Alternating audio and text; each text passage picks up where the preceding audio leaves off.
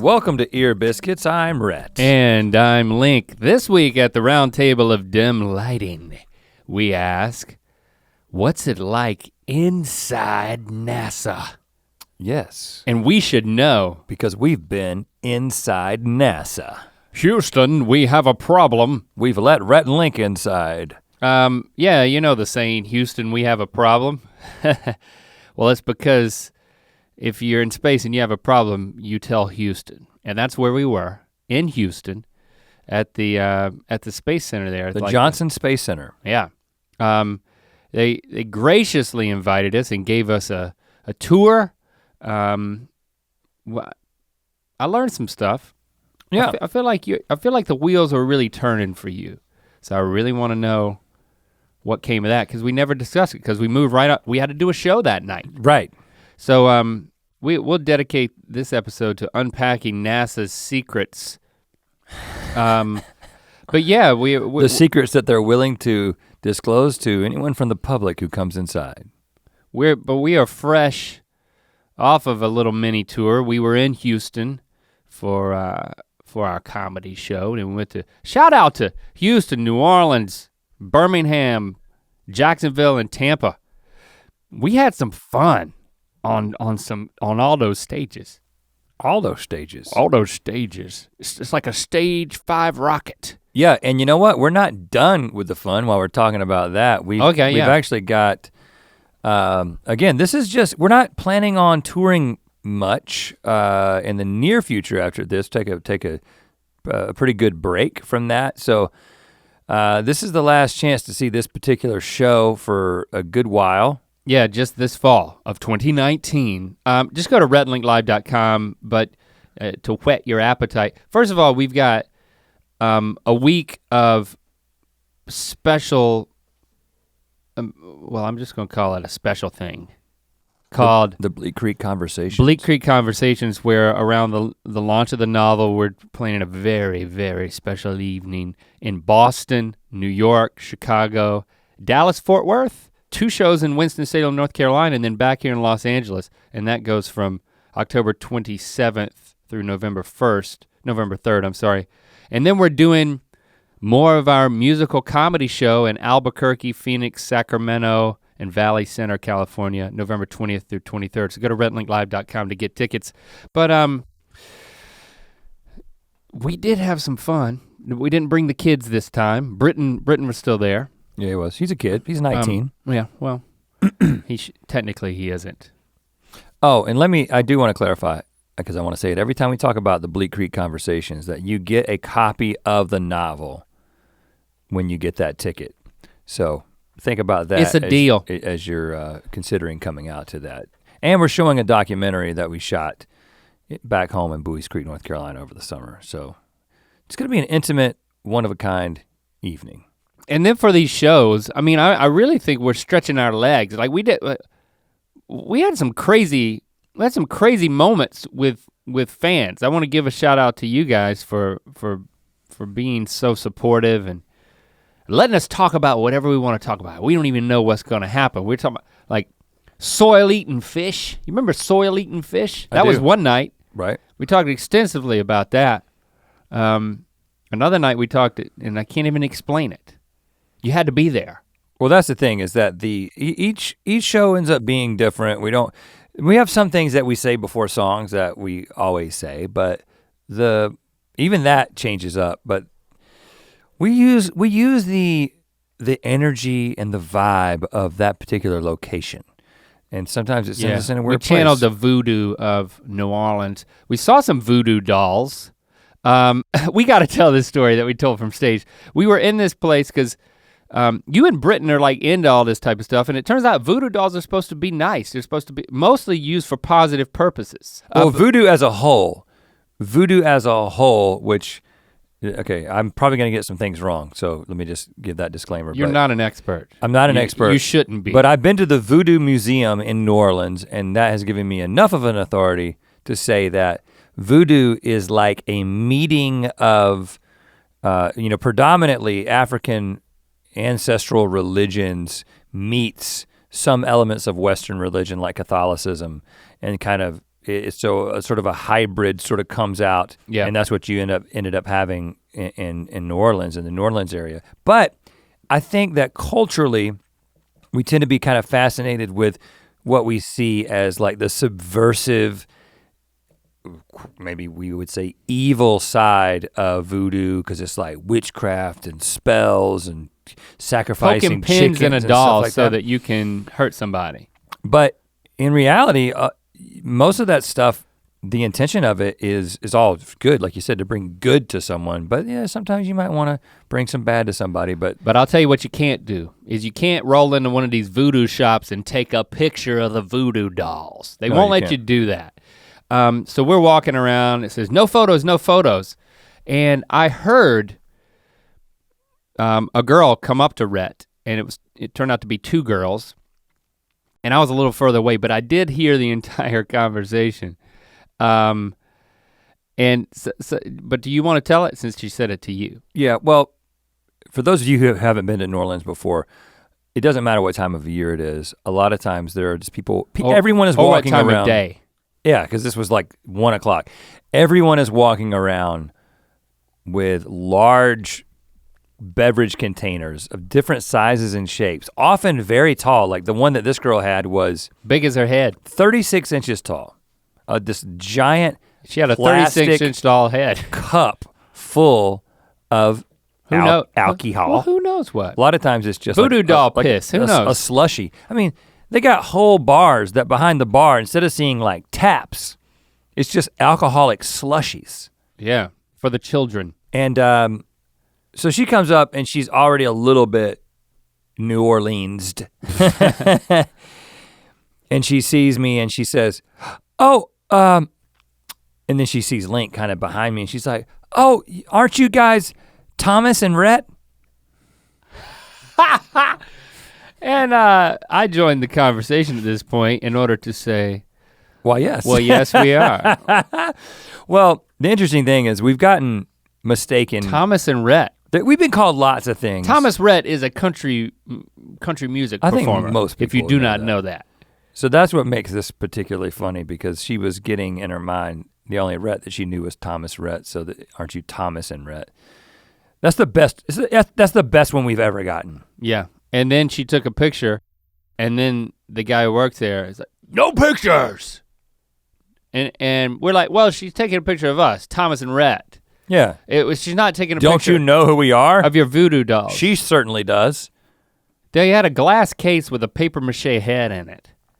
And then they had a newspaper clipping that's like, this head had been found somewhere, but it was clearly paper mache. Yeah, right. I don't know if that was a recreation, but I think it's just all part of the act. So we did that. Oh, and we ate, this is also New Orleans, where we ate lunch. I had a spiritual experience. Mm-hmm. I mean, you wait in line and then you order at the counter and they're like frying chicken and frying fish and shrimp, and chicken was the special. Everyone was getting it was like a meat and three type of situation. You get your meat and your three veggies. But I think it was two.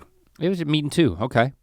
And I'm like, well, I kind of want some shrimp. I like a good fried shrimp at a place like this, so I ordered that, but all you guys got the fried chicken, and it did look very good, but I didn't This place was called, I wanted to say Marjorie's, but it wasn't. It was Majorie's with no R. Majorie's Commerce Restaurant. A lot of locals in there. And when you're up there getting ready to order, it seems like chaos.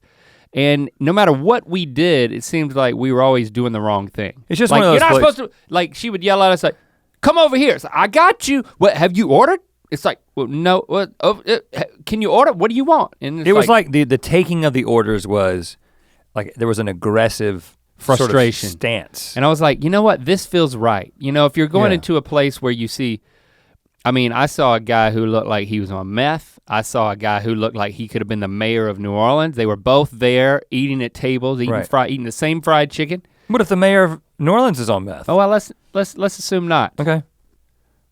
I'm just saying there was like a politician dude, and it was a melting pot of locals. And then we just felt constant shame for doing everything wrong. I'm like, this is how you should feel. You know you're in the right place when you feel like you're screwing it all up. Well, when Britton sat down, after being through that line, he was like, whoa, that was a very stress-inducing experience. Yeah. And it was, because you just felt like an outsider. But then it was replaced with the pure joy dining experience. Shrimp were amazing. They had these they called them twice baked potatoes, but they scooped it out just like mashed potatoes and put gravy on it still. It was amazing. Right, no skins. There was no skins on the twice baked potatoes. And corn. And I'm going through this shrimp like there's no tomorrow, loving it. You guys are saying the chicken's amazing. I look over and I see half a chicken leg uneaten on Britton's plate and I'm like, we're blood. You done with that chicken leg? Are you gonna eat that? He's like, you can have it. I took a bite of that chicken leg. It's the best chicken.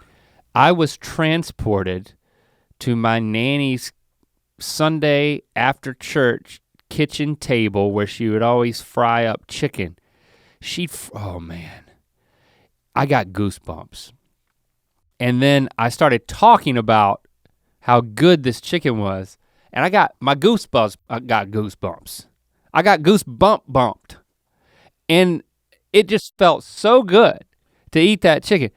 It was like I was eating Nanny's chicken again. It was the best fried chicken I've ever had. I mean, I can safely say I've had a lot of fried chicken. I haven't had better fried chicken than that. Maybe there's a time that I've forgotten that I had as good a fried chicken, but the ratio of crispiness on the outside to juiciness on the inside, and of course I'm a white meat man, and a lot of people are turned off by white meat because they think that it's dry and they think that a breast is dry. Yeah. But I think that the breast is the perfect piece of chicken because it's the most chicken concentrated without any hindrance of bone. It's just this giant piece of muscle. You don't get as much of that crunchy and that skin. I like that too. You get a huge blanket of skin, man. It's like you gotta ration that out. Concentration of skin and meat on the bird. It's like the place that you're intended to take a bite out of a bird. If you were just to pick up a bird, you would just take a bite out of that area. a dark meat man, but I mean, listen. But hold on, but it was so juicy. It didn't matter.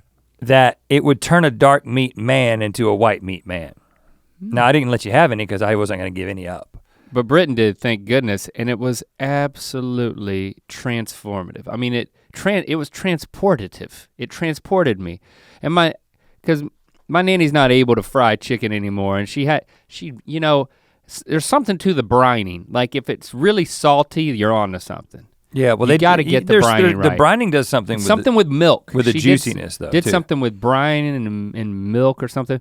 But it's apparently irreplicable until this place, Majory's.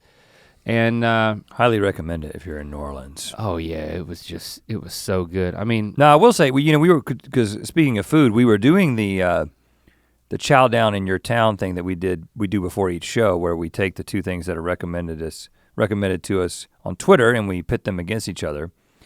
And I can't even remember what the New Orleans recommendations were. That's how. It was gumbo. And gumbo and beignets. And it was beignets from Café du Mont, which is the place to get beignets, but they had been in the bag for maybe 45 minutes by the time they got to us, and you really need to eat those fresh. They still won.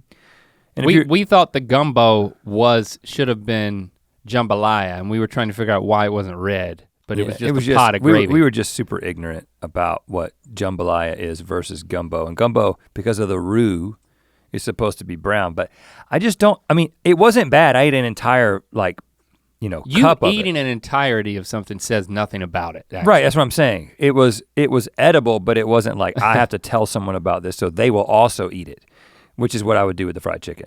Yeah, I don't lick the plate unless it's lickable. You lick the plate because I'm hungry. I'm always hungry. It's edible. I'm hungry right now and I just ate.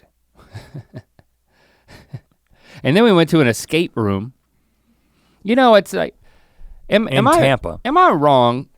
Am I wrong to say that escape rooms are not like a hotbed of coolness? It's like you just don't think you'd like. But what is a hotbed of coolness? Like, give me an example. Like a rock and roll bar, like out back in the alley. Like if you're walking in the back alley and you see you see somebody from Motley Crue back maybe there. In movies. Escape rooms are kind of like, I don't know. For nerds, is that what you're saying? Yeah, it's kind of, well, and then it's like you got this grand idea. We're gonna put people in a room, they're gonna solve these problems, but it's gonna be immersive and like you're gonna forget where you are. It's gonna be like Disneyland. But you never quite forget that you're in a strip mall. Right. And like it's hard. In an old converted office building. Yeah. It's hard to make the set dressing work that well in what used to be a dental office. Right. But we had a great time. Now, escaping a dental office, hey, maybe that's a win-win. Maybe that's what we should do. Just acquire a dental office and just lock it. Put some clues in there. You gotta pull some teeth to get some keys. I could get with that. The one in Tampa was pretty fun though. It was zombie apocalypse and I'm like, I don't wanna do this if there's like people dressed as zombies. I don't wanna have to have that type of interaction. But as soon as you went in the place, you kinda knew there wasn't gonna be anybody dressed as anything. It's just gonna be some faint sound effects of zombies outside and we are inside tasked with unlocking the antidote for the zombie apocalypse. Yeah. Pretty cool actually. We had a lot of fun. Yeah, we did. We didn't fight too much. And we got out. And, you and I didn't fight any. I think Britton and I fought. Which I think I think that's the dynamic when Britton's there. It's like, is that what happens? Like, you know, I start to get grumpy after a couple of days on the road and I'm like, I think he's there to absorb that. He absorbs your grumpiness? I direct it towards him sometimes. Do you observe my absorption? His absorption?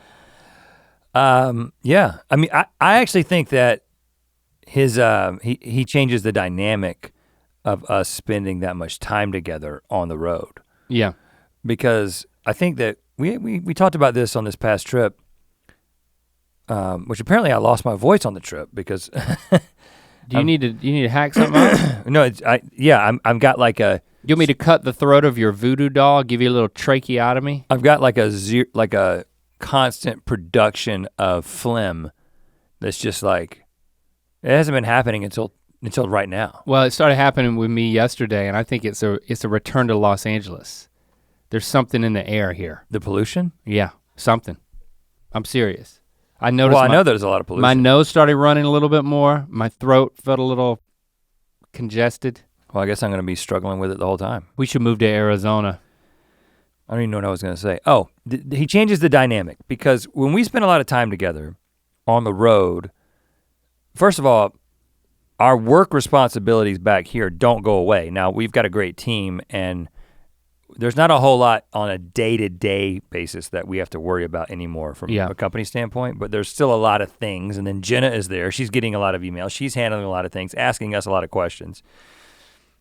We made the observation that we don't get a lot done other than touring, even though the act of getting ready for the show, you know, signing the posters for the meet and greet, and then meeting some of the Mythical Society people or anybody else that might be in that town that we've arranged to meet, and then you do the show, and then you got the meet and greet after. I mean, that's all the work that we do.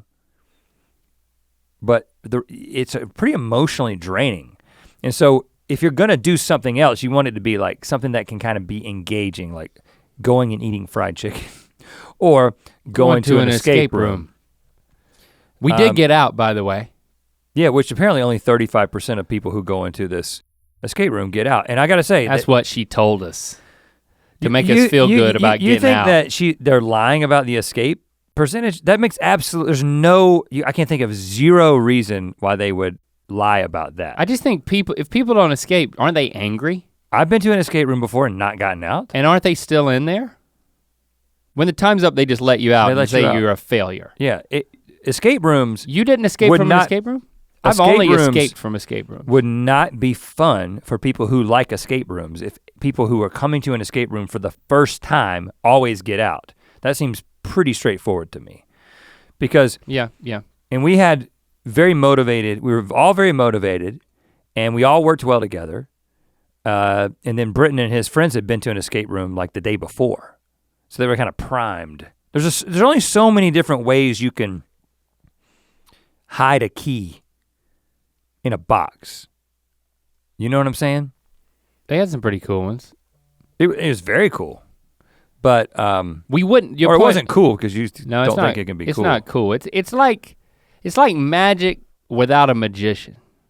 It's kind of what it feels like. It feels like you're doing all the magic, but it's just puzzles. That's an interesting perspective. I don't know. It feels like it's in the same genre, even though there's no magic involved. You think people who like magic also like escape rooms? Yeah, big overlap there. That makes sense to me. I can't exactly explain why, but I agree with it. But we got out, so we are in the top 35 of all people. Top 35%. Top 35 people. We're the top 35 people on the planet because we escaped from an escape room in Tampa, Florida. Well, yeah, we're in the top 35% of people who have escaped a very particular escape room in Tampa. And I gotta be honest with you, nothing against Tampa, nothing against any place in the world. But when I found out that 35% of people had made it out of this escape room in Tampa, I was like, I'm gonna feel pretty bad about myself if I don't qualify in the top 35%. I mean, that's just kind of pride, that's how much pride I have. And I was like, especially with the team that we've got here, I feel like this is gonna happen. We don't have any strangers, no randos. Sometimes you get randos in your group. That's bad. I had a drunk rando. The only time I didn't get out of escape room is because there was a very distracting drunk rando in the room with us. Hated that guy. At a certain point, I remember you told me, you just kind of have to turn to him and say, dude. He couldn't take any. Just sit in the corner. He could take no direction. Sit in the corner, man. He's such a distraction. Sit in the corner and make sure you're not sitting on anything like a key, a lock, or a clue. Right. So we went to NASA.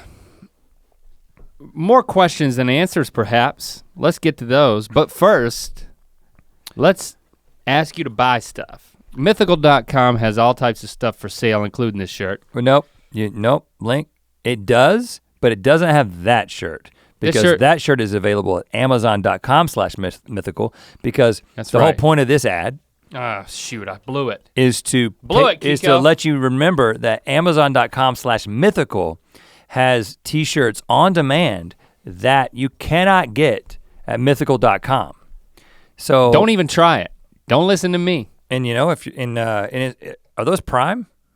Are they Prime? Is that stuff Prime on Prime Amazon? eligible? Sure. So if you're a Prime member, go over there and do it. Free shipping, all that. Amazon.com/mythical, man. Check it all out. Check it all out. We seem tired. Right now? Yeah, I mean, I am tired. I'm sleepy. Because we went on tour. I feel like I'm not giving my best work. This podcast sucks. Is that what you're saying? Well, I want to lean into this because I think this is just. Let's go tireder. Part of an ear biscuit is an authentic, like, hey, with this, where it's checking in one sense, having a conversation. Let's be real. In the current state. I mean, I'm in this state where I've got phlegm that is being produced and changing the character of my voice, and then I have to do that and then get it back to normal. I just don't think people want to know that if we had a choice, we wouldn't be doing this right now. You are putting words in my mouth. I'm not saying I don't want to do this. I'm just being honest that. What I'm saying is that. Do you want to do this right now? I definitely want to do it. I want to lean into it. The whole point of what I'm saying is that I want to do it. It's a privilege to do this. It's unusual for us to go on tour and then to come back. Like we were gone over the weekend. And then even though we typically try to get back and then the day we get back, we have like a day off because we're trying to like replicate the weekend. We couldn't do that yesterday because we had to get on the phone with the guy who's reading our Audible book and kind of go through and answer some questions. Which was fun. It was fun. But I'm struggling now. Kind of continued on with the day, and now we got up today and we started with like very businessy corporate stuff right from the beginning. And then we had to go do an interview. The people came here to do the interview that was also for the Audible thing. And then we stepped right into here after about a 10-minute lunch. So that's where you're catching us right now. You're not complaining, you're just saying. No, I'm just saying that like, typically we would have had a chance, like we haven't talked about the fact that we went to NASA. No, we haven't. So now we're going to talk about the fact that we went to NASA and what that did for us. I mean, I don't have any agenda here. You said moon landing. You said that I've got a lot of thoughts. Can be real. The moon landing doesn't have to be fake. That's not what we're getting at. Yeah, we did accept we were humbled to accept the offer to go to Johnson Space Center. And so we pull up there. Of course, there's a gate. They have security. You just don't want to roll in there and start kicking over rockets. You got to be with the right people. They give tours like via a tram, because I saw that. Yeah. But we got walked around. And John Warder came up and filmed it for us, and it's gonna be, some of this is gonna make it into a video piece on LTAP. Right. At a later date. We ate some astronaut food, and that's the main point of that video that we shot there. So that was really cool, but we should probably talk about some of the other aspects of it. Well, I had no idea what to expect. And the first thing that we went in was, it was called the vehicle, it was like the Space Vehicle Mock-Up Center or something like that. Big old room, and all of a sudden there's like multi-wheeled vehicles. Look, I mean, that didn't look like the Mars rover, just all different types of things that they were building. Like they had this thing that had 6 wheels, but then it had the torso and the head and arms of I think it had 4 wheels. Of a like a person. I called it the redneck centaur. Yeah. Because it was an ATV on the bottom and a man up top. Now I think that there's a competition series where people build different things like students. In order to foster, students, to foster innovation. And I think we were looking at some of those things. But the main thing that I was thinking, now, this room is absolutely massive. It's probably longer than a football field and maybe as wide.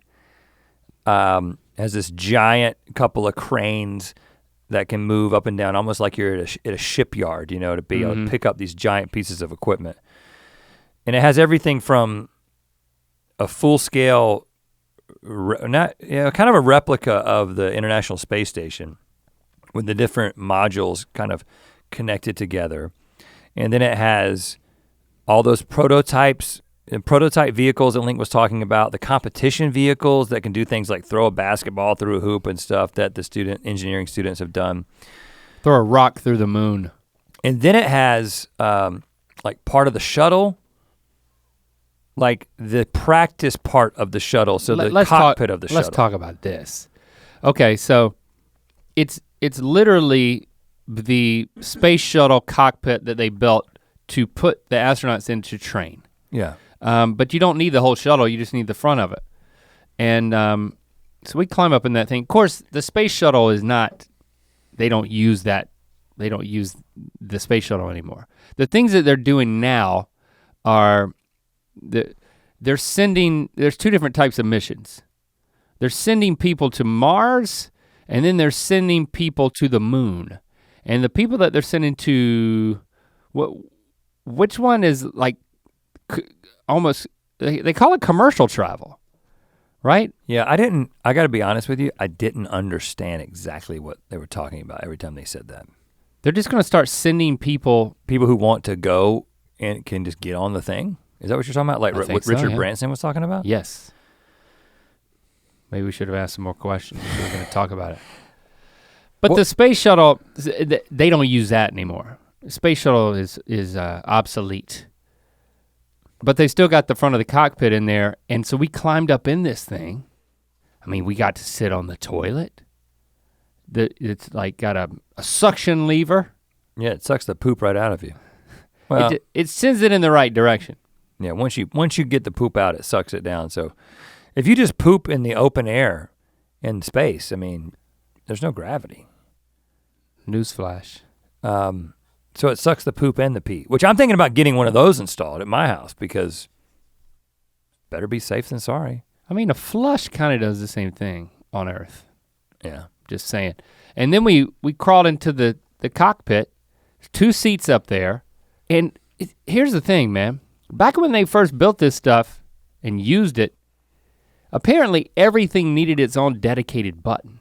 Like we live in a world now when it's like you got this little screen and then everything that you want to do is all within the screen. Right. It's like, but then it was just buttons, levers, knobs. And if they were really important, that you have to lift something up in order to then push the button. But every single square inch of real estate inside of this cockpit Just buttons. Well, I think one of the things that I was struck with so overwhelming is, and this is a combination of seeing the inside of what they would actually have to fly, seeing the cockpit, meeting a couple of astronauts. You know, we met Matthew, who we did the tasting with, and then we met the retired astronaut and his wife, who their grandkids are big mythical beasts. I was just struck with how much they have to know. Well, yeah, first of all, you gotta know what every button does, and you gotta know where it is. I guess you start to associate like the physical location of the thing, and like after a while, and then that's why they have this thing there, so you can train in like second nature, you just know where to go for these buttons. Well, and they have contact, I mean, theoretically, I guess you can lose contact, but you do have contact with the ground, with Houston. So you're gonna get, they're monitoring things and getting feedback, and they're gonna be able to like tell you what you need to do and maybe tell you what button to press. But you know, when we talked to Matthew, he was like coming off of his, basically finishing his training to become an astronaut, and he was like going into his geology class. Yeah, because you have to, when you go up there, there's so few people are up there, and you have to know so much more because you just can't send a specialist for everything. You can't send a doctor just to have a doctor. You know, it's not like Starfleet Command. They do send doctors, but they're doctors who are also astronauts who have been trained in all these other ways. But he said not, usually they don't send doctors because you gotta have this breadth of knowledge that goes beyond that. Well, I guess what I'm saying is, if you were a doctor or you had a medical background, you would then have to have all the other same training to be able to physically do what astronauts do. Right. And to mentally do what astronauts do. And I asked him. Yeah, because he's, like you said, he had just finished a 2-week course in geology. And you asked him what else he had studied. Well, he was like, I've got dental care. I can extract a tooth. I was like, did you pull somebody's tooth for training? He was like, no. I was like, well, dude, you didn't go all the way. You got to pull your own tooth. But here's the thing that kind of struck me. Right now, crazy, is that you know there's 13 astronauts in the current class, and so I asked him, how many people applied for those 13 positions? He said 18,000. Yeah. So if you think about the selection pretty process, elite. Like when you meet somebody who's an NBA player, I don't know what the percentages are of like the number of people who want to be in the NBA and the number of people who are, but it's an elite thing. But it's somebody who's really good at basketball, which is impressive in and of itself, but it's still basketball. I mean, like, there's no indications that they're gonna be good at everything else, but an astronaut has gotten, they have gone through this evaluation to test their physical capabilities, their mental capabilities, their emotional stability. They have psyche evals because you're gonna go up and you're gonna be in this confined space and you can't go nuts. You can't be difficult to you can't be hard to get along with. Mm-mm. You can't not play well with others. You have to be the kind of person who can be a leader but also can be a follower. Here's the fact, high school senior players eventually drafted by an NBA team, about 3 in 10,000 or 0.03% chance. But again, that's still talking about somebody with basketball. This is someone who has been through this incredibly stringent application process, who is like the best humans we can come up with to send away from Earth. We're sending the best of them away. Well, I would say the most well-rounded, technically. You don't think they're the best? I don't know. Best is kind of a catch-all term. It's a little too generic. Okay, well, I consider them the best. The best of the best. He said that anybody can apply. It's a government position. You just go to the website, iwannabeanastronaut.com. But how many people who go through that process? I would say the vast majority of people who go through the process of application are probably have some reason to think that they're qualified. But that got me to thinking about, you've got these people. More and more people are gonna be going and the qualifications are gonna be coming down. I think that commercial travel. I don't agree with that because they said that there were going to be maybe like 40 different people in space in the next X number of years, and so there was going to be more astronauts. But I don't think that when you take the top 13, if you expanded the top 13 out to the top 50, I think the drop off from number 13 to number 50 in a group that small is not going to be that measurable. I think we're a certain top percentage of these people are going to be in the most incredible people that Earth has to offer. Now, here's what I was thinking, and this gets into ethics and other things. But like, shouldn't those people be the ones who are doing the sperm donation? Oh, I thought you were gonna say run for president. Doing the sperm donation. What are you referring to? Shouldn't. What are you talking about? Shouldn't they be the ones to do the sperm donation? Yeah. For everyone? You don't want only their seed or eggs, I might add. Right. Shouldn't we be trying to create a master race of astronauts? No. That's horrible. I know. I don't want to get into that kind of. Maybe I've stepped in it by accident. I'm just saying that if you had to make a choice for Rhett, one dumbass leap for sperm. I just think that the sperm at the sperm banks could be a lot better if we were making astronauts just add to it. They don't have to go in. It doesn't have to be all astronaut sperm, because you don't want everybody to look like the few number of people who are astronauts. Mm-hmm. I think you should be able to get your hands on some astronaut sperm if you need it, if you want it, if that's what you want. I guess what I'm saying is I think that astronauts should be required to have a certain number of samples to the sperm banks. It's like, if you're gonna go through this trouble, and first of all, you have to donate sperm before you go up, because once you go up, your DNA is all compromised because of solar radiation and stuff. Seriously, your DNA changes. And your telomeres shrink or something. She had to do with like the physical lack of pressure and weightlessness. First of all, your head swells.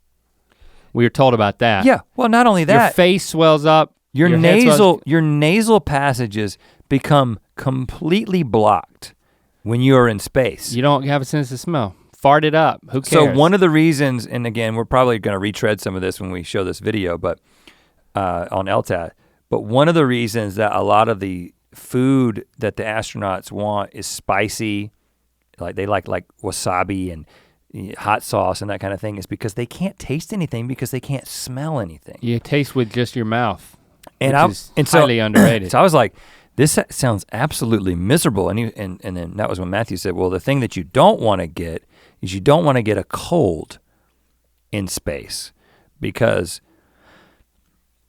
when you have a cold on Earth, gravity is working to drain your clogged nasal passages, and you're swallowing it or coughing it up or whatever. But gravity is constantly moving it out.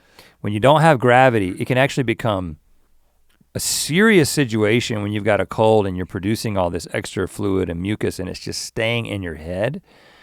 And they don't give them like any sort of like, you couldn't just give them nasal spray indefinitely, because it's the effect of the head swelling effect is so large that you can't really counteract it with drugs long term. So he said that's one of the main reasons why astronauts have an isolation period before they go up, because if you put a group of people in an isolated place and you don't let it be contaminated with the cold virus or a virus in general for a certain amount of time, as long as you keep that group of people isolated, they cannot become sick. It seems so obvious to me. Cannot become sick at all? If you take 4 people, because they want to send 4 people to the moon by 2024. Yes, I didn't realize that's what he was saying. Yeah, and you I refuse to believe that. And you put them in a room. Yeah. And you say, we're gonna make sure that none of you have a cold, that we're gonna get you tested, and then we're gonna isolate you, and you're gonna have no contact with your, like you can talk to your like wife behind like a glass. Yeah, you'll be in an aquarium. Then when we walk you out to get into the lunar module, hold your breath. We're gonna isolate you the whole time so that you cannot get sick. Now, it is conceivable that sometime in the process of like putting putting on the suit, or somebody involved in the process ends up transmitting the virus to you. But the plan is that people who are on space missions don't have any viruses that can cause them to get sick. Or bacteria, I guess. And there's quite a protocol to this, because you got, the International Space Station, which we met a guy, I wish I could remember his name. He even gave us a business card, and then his grandkids came to the show. Yeah, great guy. Was it Bill? Let's say Bill. Oh man, I wish I could. That's a good astronaut name. I have his business card in my suitcase at home. But he spent 190 days on the International Space Station with one other Russian dude. Yep. And they trained for years together to be up there. And I was like, so did you like each other? And he was like, yeah, we're good buddies because we trained so much together. I guess they hit it off, and they keep in touch, and they'll like still get together every year. There's like this Space Explorers Academy and convention. Well, and you have to have orbited the Earth 100 times to qualify for it. Yeah. So if you've orbited the Earth 99 times, you're not invited to this. You can be out convention. front like at an info counter. Send me up one more time. I want the buffet. But the funny thing about— he could work at the buffet. They'll let him in. So we were talking to his wife and his daughter, and his wife said he would call me every single day, because apparently there is a phone in the International Space Station that can call any landline or any line on Earth at any time. And he was up there in 2006, 2007. Yeah, and he said that it would be He would call her every single day, and she said— every single night when he was about to go to bed. Yeah, when he was about to go to bed. But he was they operate on Greenwich Mean Time. So it was like 3 in the afternoon whenever he would want to start talking. Which, that was interesting. Just these little things that I learned that I'd never thought about. Astronauts who are in orbit operate on Greenwich Mean Time. And why wouldn't they, right? You gotta pick something, because your position, it's day and night means nothing when you're up there, because you're going around. I don't know how many times you go around. I would think they would pick Depends Houston on what orbit time you're in, but if they're talking to Houston the whole time, but they don't. No, so he would call her, and it would be the middle of the afternoon, and she said literally every time he called, he would say, "What you doing?" And she would say, "I'm at work. I'm doing the same thing that I'm doing every day that you call me. And I'm in the middle of it." And then he would say, "Well, can I tell you about my day?" Poor guy, he only had this other Russian dude to talk to. Yeah, he needed to talk to somebody. And then he said that he'd call his daughter, and she'd be like, "Well, I'm going to class, Dad." And then she said that she literally did the "you're breaking up, Dad" thing, where it was like trying to get him off the phone. She literally did that to him. Right. Okay. Poor guy up in space. Poor guy up in space. I mean, the International Space Station travels in orbit around Earth at a speed of roughly 17,150 miles per hour. That's about 5 miles per second. This means that the space station orbits Earth once every 92 minutes. So it doesn't take long to go 100. I mean, when he was up there 190 days, and he's been in space 225 days total. And you get patches. It's kind of like the Cub Scouts, like the Boy Scouts. Their patch game is on fleek. We got some patches. Well, he has a 100-day patch, but he did not have. I was like, "Where's the 200-day patch?" He was like, "I don't have it," even though he's been up there 225. And he did 190 days in sequence. But you're saying consecutively. If you're very selective about quarantining, you could colonize Mars or set a base. They're building a base on the moon. That's what one of the things they want to do. As basically a staging area to get to Mars and other places. So you can have everyone working on the International Space Station or this staging station on the moon or on Mars in the future, and they just eradicate disease. Now, of course it'll find a way, disease finds a way. But you're quarantined, and then you're wearing that orange suit and you're going out to the thing, and I think that's at that point you're donating your sperm or your eggs. They donate the sperm right before they take off, because you need to get your mind clear anyway.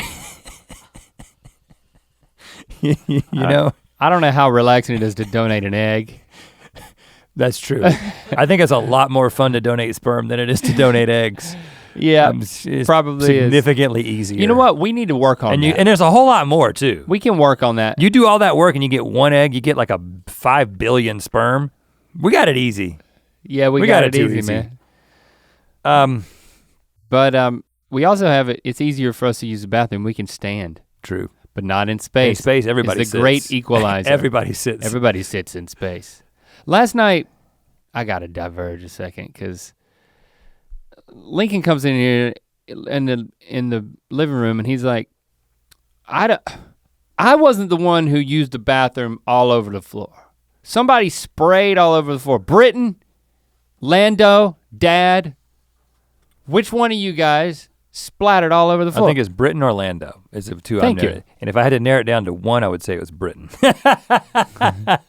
We all looked at him and then he said, I haven't used the bathroom since I've gotten back. I was like, it's been 4 hours. Oh. You've been back 4 hours, homie. You're lying. No, I went in the bathroom and we put in black tile on the ground. Here's a hot tip. Don't put black, like matte finish tile in a boy's bathroom, because you can see with the way the lighting is, right? You can just see all the splatter all the time. Splatter everywhere. It's like looking at a crime scene where the serial killer used only urine. Right. Which I think there was a serial killer. They called him the pee man killer. The pee sprayer. Lincoln's like, first of all, I was proud of him that he was outraged about it, even though I still feel like maybe he did it. They called him the golden shower killer, not the Golden State. The Golden State, what was the guy's name? Golden State. Chris Mullen.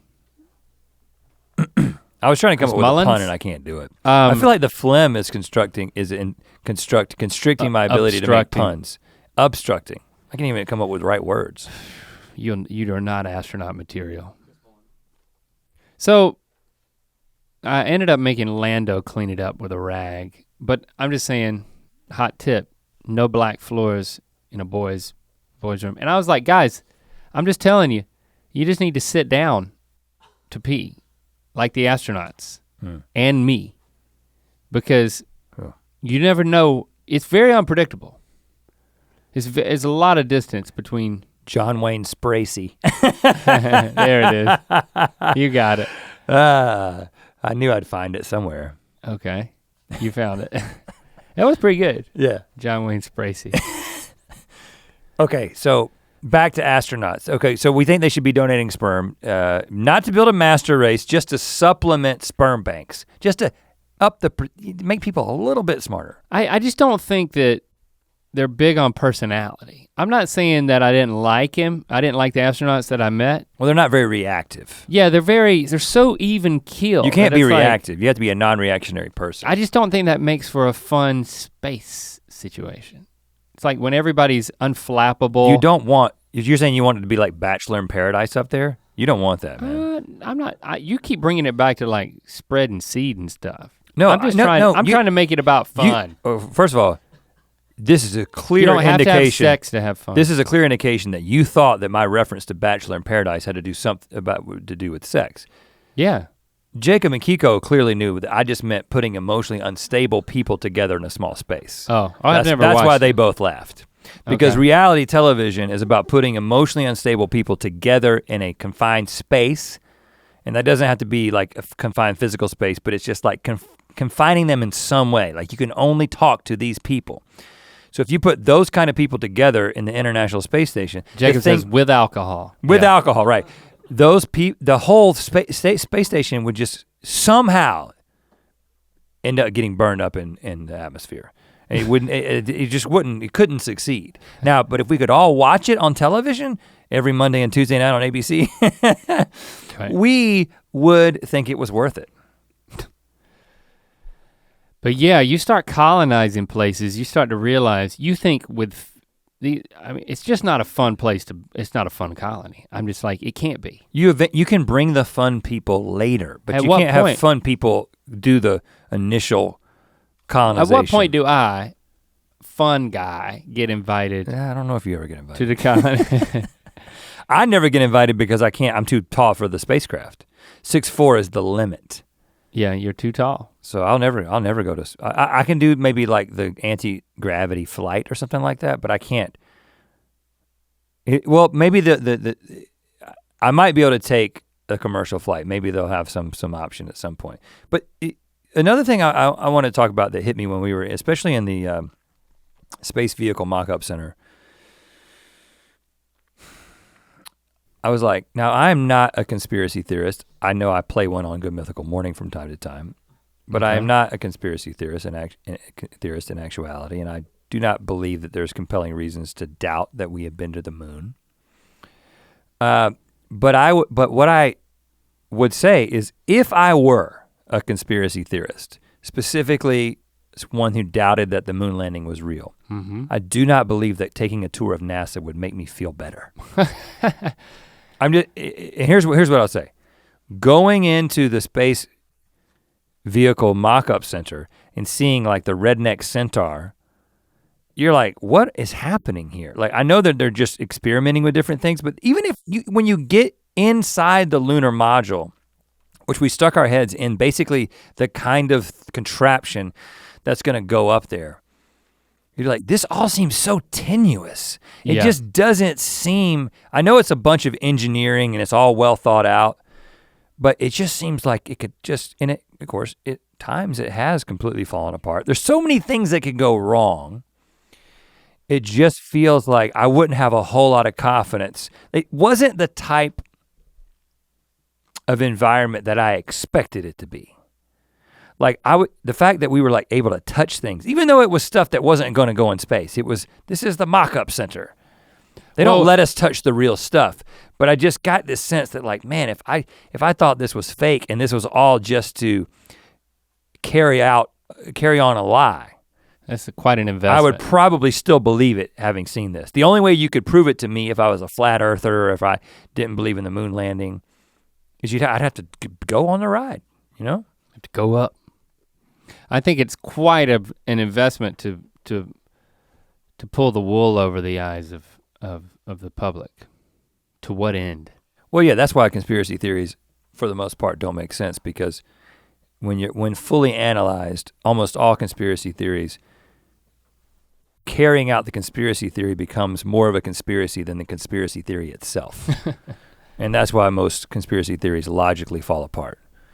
But most people who want to believe conspiracy theories cannot be swayed by logic or facts. The thing that I reacted to was that a lot of it, especially the experimental stuff by design, was like, hey, we're gonna see where this goes. You know, it's this spirit of exploration, like trudging towards a big question mark, and you know, like investing in the unknown. We're gonna build this thing. We're gonna have all these college students compete to build all this different type of stuff because they'll probably come up with something that's awesome that we'll need for something else. And you know, they talk about all the things, you can look at the list of all the things that we benefit from on Earth because they were byproducts of all the innovation for space travel.